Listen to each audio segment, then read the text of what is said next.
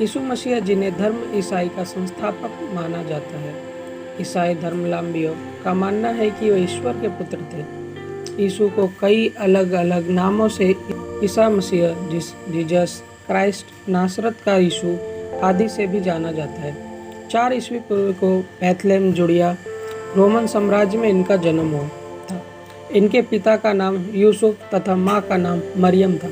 James, Joseph, Judas, Simon इनके भाई थे। ईसाई धर्म ग्रंथ बाइबल में यीशु के बारे में विस्तार से जानकारी मिलती है। यीशु ग्रीक शब्द ईश्वर का अंग्रेजी अनुवाद है, जिसका अर्थ है जीवन देने वाला, तथा इस धार्मिक पुस्तक में मसीह को नाम तकरीबन 900 बार प्रयोग हुआ।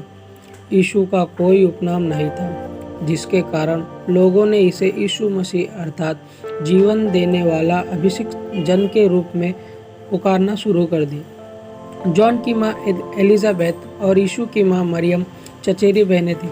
एलिजाबेथ के गर्भ से जॉन का जन्म हुआ था, जबकि मरियम कुंवारी थी। अलौकिक शक्ति से उन्हें गर्भ से यीशु का जन्म हुआ, ऐसे कई पुस्तकों में पढ़ने को मिलता है।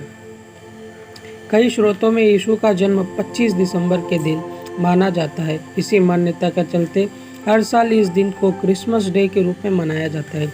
यहूदी लोग इस दिन को हनुका के पर्व के रूप में मानते हैं। इनका जन्म फिलिस्तीन के बैथलहम में हुआ था। उस समय यहूदियों के राजा महान रोमन हेरोदेस हुआ करते थे। वह बेहद क्रूर शासक था, जिसने राज्य में जन्मे सभी नवजात बच्चों को मारने का आदेश दे दिया था। जब उन्हें एक चमत्कारी बालक यीशु के जन्म के बारे में पता चला तो उन्हें यह भय सताने लगा कि कहीं वह यहूदियों का राज्य न खोल दे। यीशु के पिता यूसुफ लकड़ी का काम करते थे, जिनके बाद यीशु ने भी कई वर्षों तक इसे जारी रखा। बताया जाता है कि यीशु ने 30 साल की उम्र में भी जन सेवा के कार्य में स्वयं को समर्पित कर दिया।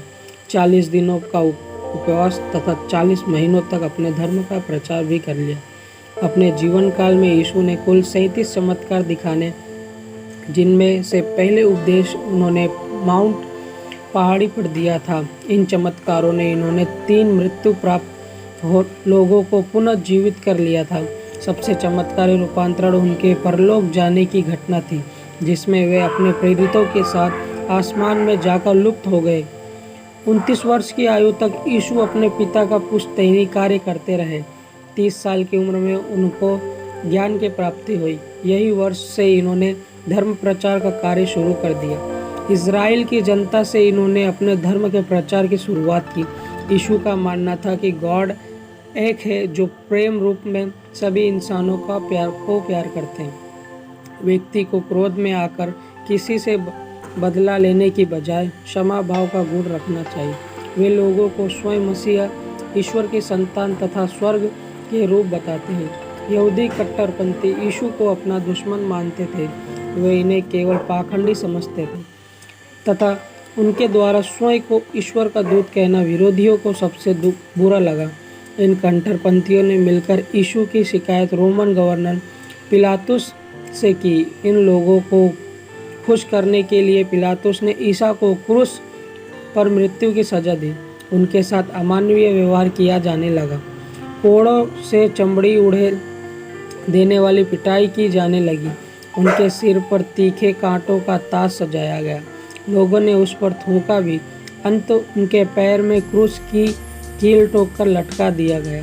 यह शुक्रवार का दिन था। इस कारण ईसाई धर्म इतिहास में इस दिन को गुड फ्राइडे के रूप में याद किया जाता है।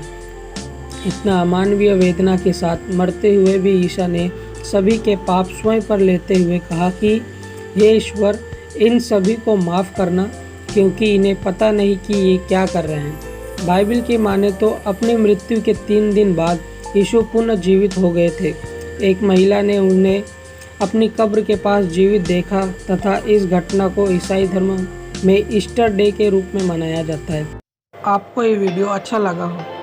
यदि अच्छा लगा है तो हमारे चैनल को सब्सक्राइब करें, जिससे हमारे इसी तरह आने वाले वीडियो की नोटिफिकेशन सबसे पहले आपको मिले। Thank you for watching the complete video.